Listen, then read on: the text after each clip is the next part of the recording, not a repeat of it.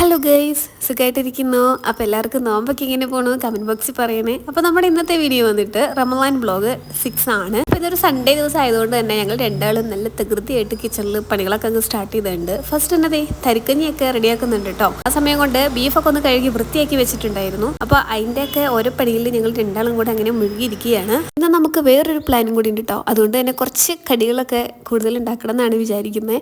അപ്പോൾ എല്ലാം കൂടെ വീഡിയോയിൽ ഉൾപ്പെടുത്താൻ പറ്റുമോ എന്നുള്ളത് എനിക്ക് തോന്നുന്നില്ല. കാരണം കുറച്ച് സമയമൊക്കെ പോയിട്ടുണ്ടായിരുന്നു. പെട്ടെന്നുള്ള പണികളായതുകൊണ്ട് തന്നെ വീഡിയോ ഒക്കെ എടുക്കാനൊക്കെ ചിലതൊക്കെ ഞാൻ മറന്നുപോയിട്ടുണ്ടാവും. അപ്പോൾ അത് കാരണം കൊണ്ട് എല്ലാം ഒന്നും ഇതിനകത്ത് ഉൾപ്പെടുത്തിയിട്ടില്ല കേട്ടോ. ഇന്നത്തെ നമ്മുടെ സ്പെഷ്യലായിട്ട് ഉണ്ടാക്കാൻ പോകുന്ന ഐറ്റം എന്ന് പറയുന്നത് പുട്ടുപൊടി കൊണ്ട് മലബാർ സ്പെഷ്യലായിട്ടുള്ള നെയ്പ്പത്തലാണ് കേട്ടോ. ഒരു തവണ ഞാൻ ട്രൈ ആക്കിയിട്ടുണ്ടായിരുന്നു. അത്ര രസമായിട്ട് തോന്നിയിട്ടൊന്നും ഉണ്ടായില്ല. പക്ഷേ സംഭവം നല്ല ടേസ്റ്റ് ഉണ്ടായിരുന്നു കേട്ടോ. അപ്പോൾ എന്തായാലും ഇത് പുട്ടുപൊടിയും കൊണ്ട് ഉണ്ടാക്കുകയെന്നുണ്ടെങ്കിൽ ഒരുപാട് മെനക്കേടൊന്നുമില്ല. അരി അരയ്ക്കണ്ട, വെള്ളത്തിലിടണ്ട, അങ്ങനെയൊക്കെ. അപ്പോൾ അങ്ങനെ ഒന്ന് ട്രൈ ആക്കാമെന്ന് വിചാരിച്ചു. ആദ്യം തന്നെ നമ്മുടെ അജ്മി പുട്ടുപൊടി എടുത്തിട്ടുണ്ട്. കുറച്ച് ഉപ്പും നെയ്യ് ഒഴിച്ച് കൊടുത്തിട്ടുണ്ട്. ഇനി കുറച്ച് ചൂടുവെള്ളം കൂടെ ഒഴിക്കണം. അതിന് വേണ്ടി ഞാൻ കെറ്റിലിൽ വെള്ളം വെച്ചിട്ടുണ്ട് കേട്ടോ. അപ്പോൾ ഈ കറിയൊക്കെ ഈ ഒരു സൈഡിൽ ഇങ്ങനെ റെഡി ആയിട്ടിരിക്കുന്നുണ്ട്. നമുക്കെന്തായാലും നെയ്പ്പത്തലിന് വേണ്ടിയിട്ടുള്ള ബാക്കി പണികളിലോട്ട് നോക്കാം. കുറച്ച് തേങ്ങ ചുരണ്ടി എടുത്തിട്ടുണ്ട്. അതുപോലെ തന്നെ ഞാൻ കുറച്ച് സവാളയാണ് ഇട്ട് കൊടുത്തേക്കുന്നത്. ചെറിയ ഉള്ളിയാണെങ്കിൽ നല്ല ടേസ്റ്റ് ഉണ്ടാകും. ചെറിയ ജീരകം, വലിയ ജീരകമൊക്കെ ഇട്ട് മിക്സിയുടെ ജാറിലിട്ട് ഒന്ന് ക്രഷ് ചെയ്തെടുക്കുന്നുണ്ട് കേട്ടോ. അപ്പോഴേക്കും കെറ്റിലെ വെള്ളമൊക്കെ ചൂടായി സെറ്റായിട്ട് വന്നിട്ടുണ്ട്. ഇനി നമുക്ക് അതൊന്ന് ഒഴിച്ചു കൊടുക്കണം. തേങ്ങയൊക്കെ ഇതുപോലെയാണ് കേട്ടോ ക്രഷ് ചെയ്തെടുക്കേണ്ടത്. അതിന് ശേഷം ഇതോടെ അതിനകത്ത് മിക്സ് ചെയ്യേണ്ടതാണ്. അപ്പോൾ നെയ്യും ഉപ്പും ഒക്കെ ഇട്ട് വെച്ചേക്കുന്ന പുട്ടുപൊടി ജസ്റ്റ് ഒന്ന് ഇളക്കി കൊടുക്കുന്നുണ്ട്. അതിൻ്റെ അകത്തോട്ട് നമ്മൾ കെറ്റിലിൽ തിളപ്പിച്ച് വെച്ചേക്കുന്ന വെള്ളവും കൂടെ നന്നായിട്ടൊന്ന് ഒഴിച്ചു കൊടുത്ത് കുറച്ച് സമയം ഒന്ന് റെസ്റ്റ് ചെയ്യാൻ വേണ്ടിയിട്ട് മൂടി വെക്കാം. അത് കഴിഞ്ഞിട്ടാണ് ബാക്കി പണികളൊക്കെ. ഇതിപ്പോൾ നെയ്പ്പത്തലിൻ്റെ മാത്രം കറക്റ്റായിട്ട് എനിക്ക് വീഡിയോ എടുക്കാൻ പറ്റിയിട്ടുള്ളൂ. കടികളൊക്കെ ഉണ്ടാക്കുന്ന വീഡിയോസൊന്നും എനിക്കങ്ങനെ എടുക്കാൻ പറ്റിയിട്ടുണ്ടായിരുന്നില്ല കേട്ടോ. അപ്പോൾ അതിൻ്റെയൊക്കെ ഏകദേശം പണികളൊക്കെ അവിടെ കഴിഞ്ഞിട്ടുണ്ടായിരുന്നു. അപ്പോൾ നമ്മൾ പുട്ടുപൊടി നല്ലപോലെ ഒന്ന് നനച്ച് സെറ്റാക്കി വെച്ചിട്ടുണ്ടായിരുന്നു. അത് ഏകദേശം ശരിയായിട്ടുണ്ട്. ഇനി കുഴച്ചെടുക്കണം. അപ്പോഴേക്കും ഒരാൾ കുഴച്ച് തരാമെന്നൊക്കെ പറഞ്ഞ് വന്നിട്ടുണ്ടായിരുന്നു. ഞാൻ ഒന്ന് എടുത്തപ്പോഴേക്കും കുറേ മാവുണ്ടല്ലോ, എനിക്ക് പറ്റണില്ല. അങ്ങനെ ഇത് തേങ്ങയൊക്കെ മിക്സ് ചെയ്തിട്ട് നല്ലപോലെ കുഴച്ചെടുത്തത് ഇതുപോലെ ഒന്ന് പരത്തിയെടുത്തിട്ടുണ്ട് കേട്ടോ. കഴിഞ്ഞ തവണ അരിയൊക്കെ വെള്ളത്തിലിട്ട് കുതിർത്തി അരച്ച് അങ്ങനെയൊക്കെയായിരുന്നു നമ്മളുണ്ടാക്കിയെങ്കിലും സംഭവം എന്താണ്, ടേസ്റ്റ് ഉണ്ടെങ്കിലും അതും അത്ര സെറ്റായിട്ട് വന്നില്ല എന്ന് ഞാൻ പറഞ്ഞത്. ഈ പരത്തിൽ പരിപാടിയിലാണ് കേട്ടോ ഇതിൻ്റെ എല്ലാം ഇരിക്കുന്നത്. പത്തിരി പ്രസ്സൊക്കെ വെച്ച് ഞാൻ നോക്കിയിട്ടൊന്നും ഈ സംഭവം ഇങ്ങനെ നല്ല ഫ്ലഫി ആയിട്ട് പൊങ്ങിയൊന്നും വരുന്നുണ്ടായിരുന്നില്ല. ഓരോ വലിയ ഉരുള മാവെടുത്ത് ഉരുട്ടി കുറച്ച് വെളിച്ചെണ്ണ കയ്യിൽ പുരട്ടുന്നത് നല്ലതായിരിക്കും കേട്ടോ. വാഴ ഇലയിലോ അല്ലെങ്കിൽ പ്ലാസ്റ്റിക് ഷീറ്റിലോ വെച്ച് ഒരു പാത്രം വെച്ച് ജസ്റ്റ് ഒന്ന് പ്രസ് ചെയ്ത് കൊടുത്തു കഴിഞ്ഞാൽ തന്നെ സംഭവം സെറ്റ്. കാണുന്നൊരു തിക്നെസ്സിൽ വേണം കേട്ടോ പരത്തിയെടുക്കാൻ. നമ്മുടെ പൂരിയൊക്കെ പോലൊക്കെ തന്നെ. തീരെ നൈസായിട്ട് കനം കുറഞ്ഞൊന്നും പോവരുത് കേട്ടോ. ഇനി ഓയിലൊക്കെ ഒന്ന് ചൂടാക്കി നല്ല ഹൈ ഫ്ലെയിമിൽ തീയൊക്കെ ഇട്ട് കഴിഞ്ഞിട്ട് അങ്ങോട്ട് ഇട്ടോളൂ. സംഭവം സെറ്റായിട്ട് വന്നോളൂ.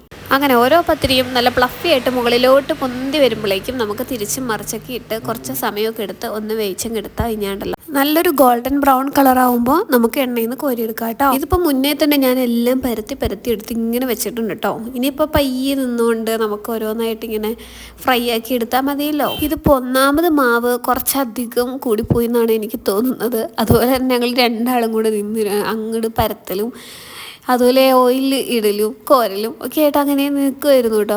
അപ്പോൾ ഒരാളിവിടെ ഭയങ്കര രസമായിട്ട് ചായക്കടയിലൊക്കെ ഓരോ കടി ഐറ്റംസ് ഒക്കെ വെച്ചേക്കുന്ന കണക്ക് പരത്തി എടുത്ത് വെച്ചിട്ടൊക്കെ ഉണ്ട്. മാവ് സെറ്റാക്കാനും അതുപോലെ തന്നെ അതൊന്ന് കുഴച്ച് നല്ലപോലെ ഉരുളകളാക്കി പരത്തി ഓരോന്നെടുത്ത് വെക്കാനൊക്കെ ഭയങ്കര രസമായിരുന്നു. പെട്ടെന്ന് പണികളൊക്കെ അങ്ങോട്ട് കഴിഞ്ഞു.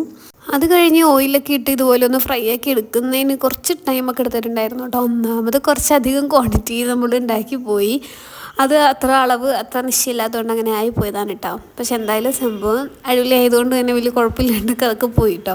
നന്നായിട്ട് എല്ലാവരും തന്നെ കഴിച്ചിട്ടുണ്ടായിരുന്നു. നോമ്പിന് മിക്ക ദിവസങ്ങളിലും പത്തിരി ബീഫ് അല്ലെങ്കിൽ പത്തിരി ചിക്കൻ ഇതൊക്കെ തന്നെയല്ലേ. പിന്നെ ഇവിടെ ഇടിയപ്പം അപ്പം ഇതൊക്കെ ഉണ്ടാക്കും കേട്ടോ. ഇടയ്ക്ക് പുട്ടൊക്കെ ഉണ്ടാക്കിയിട്ടുണ്ടായിരുന്നു. എന്നാൽ പോലും നമുക്കൊരു ചേഞ്ചിന് വേണ്ടിയിട്ടൊരു വെറൈറ്റിക്ക് ഇതൊക്കെ ഇങ്ങനെ ഉണ്ടാക്കി കഴിയുമ്പോൾ പെട്ടെന്ന് തന്നെ എല്ലാവർക്കും അതങ്ങനെ ഇഷ്ടമാവുന്നുണ്ട്. പിന്നെ ഇതിന് നല്ലൊരു ടേസ്റ്റ് ഉണ്ട് കേട്ടോ. ഈ നെയ്പ്പത്തലിന് നല്ല ടേസ്റ്റ് ഉണ്ട്. അതുപോലെ എന്തെങ്കിലും ചിക്കൻ കറിയോ അല്ലെങ്കിൽ ബീഫ് കറിയൊക്കെ ആണെന്നുണ്ടെങ്കിൽ ഭയങ്കര അടിപൊളിയാണ് അതിൻ്റെ കൂടെ ഇത് കഴിക്കാൻ വേണ്ടിയിട്ട്. നമ്മുടെ അത്യാവശ്യം പണികളൊക്കെ ഒന്ന് ഒതുങ്ങി കഴിഞ്ഞപ്പോഴാട്ടോ ലാസ്റ്റാണ് നമ്മൾ ഈ നെയ്പ്പത്തൽ ഉണ്ടാക്കാൻ വേണ്ടിയിട്ട് നോക്കിയിട്ടുണ്ടായിരുന്നത്. അതുകൊണ്ട് തന്നെ കേട്ടോ എനിക്ക് നെയ്പ്പത്തലിൻ്റെ ഫുൾ വീഡിയോ എടുക്കാനൊക്കെ പറ്റുന്നത്. അല്ലെങ്കിൽ പിന്നെ തിരക്കിട്ട് ഇതിൻ്റെ പകുതിയും നമുക്ക് കിട്ടുന്നുണ്ടാവില്ല. ചിലപ്പോൾ ഉണ്ടായി കഴിഞ്ഞിട്ടൊക്കെ ആയിരിക്കും ഞാൻ കാണിക്കുന്നത്. അതുകൊണ്ട് ഫുൾ റെസിപ്പി ആയിട്ട് തന്നെ ഇതിനകത്ത് എനിക്ക് കാണിക്കാനും ഉൾപ്പെടുത്താനൊക്കെ പറ്റിയിട്ടുണ്ടായി. ഫസ്റ്റ് തന്നെ കടികളും കാര്യങ്ങളൊക്കെ ഉണ്ടാക്കി മാറ്റി വെച്ചിട്ടുണ്ടായിരുന്നു. മാത്രമല്ല നമുക്കിന്ന് അടുത്ത വീട്ടിലെ ചേച്ചിക്ക് വേണ്ടിയിട്ട് കുറച്ച് കടികളൊക്കെ ഉണ്ടാക്കണം എന്നാണ് വിചാരിച്ചേക്കുന്നത്. അപ്പോൾ അത് കാരണം കൊണ്ട് ഫസ്റ്റ് തന്നെ പണികളൊക്കെ നേരത്തെ തന്നെ ചെയ്തു വെച്ചു.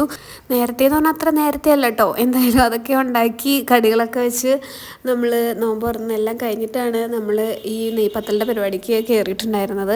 എന്തായാലും സൺഡേ അല്ലേ, കൂടെ എന്തായാലും ആളുണ്ടാവുമെന്ന് എനിക്കറിയായിരുന്നു. അപ്പോൾ അത് കാരണം നമ്മൾ അത്ര ധൃതി പിടിച്ച് വലിയ കാര്യമായിട്ട് അങ്ങനെ സീനാക്കാൻ നിന്നില്ല. അങ്ങനെ കറികളൊക്കെ സെറ്റായി, അതുപോലെ നെയ്പത്തലും ഏകദേശം സെറ്റായി. അടുക്കളയുടെ കാര്യത്തിൽ ഏകദേശം ഒരു തീരുമാനമായിട്ടുണ്ട്. ഫുൾ ഓയിലൊക്കെ അവിടെ ഇവിടെയൊക്കെ തീർച്ച എനിക്ക് ഏറ്റവും ദേഷ്യമുള്ള കാര്യമാണ് പൂരി ഉണ്ടാക്കാൻ നേരത്തും നെയ്പത്തലൊക്കെ ഉണ്ടാക്കാൻ നേരത്തും അതിലൂടെ ഇങ്ങനെ ഓയിലൊക്കെ അവിടെ ഇവിടെയൊക്കെ ആയിട്ട് സ്പ്രെഡ് ചെയ്ത് ഇങ്ങനെ കുത്തു അല്ലെങ്കിൽ ഇരിക്കണമെങ്കിൽ ഭയങ്കര ഇതാട്ടാ. അപ്പോൾ അതൊക്കെ ഒന്ന് ക്ലീൻ ചെയ്യണം. അപ്പോഴേക്കും ഒരാൾ ഓടിപ്പോയിട്ട് കളിയൊക്കെ എന്തായെന്ന് അറിയാൻ വേണ്ടി പോയി നോക്കുന്നുണ്ടായിരുന്നു. എന്നിട്ട് സ്റ്റാറ്റസ് ഇടാൻ വേണ്ടിയിട്ട് എന്തൊക്കെയോ അവിടെ കിട്ടുന്ന കാണിക്കുന്നുണ്ട് കേട്ടോ. അപ്പോൾ ആ സമയം ഞാൻ ടേബിളിലെല്ലാം നിരത്തി വെച്ചിട്ടുണ്ട്.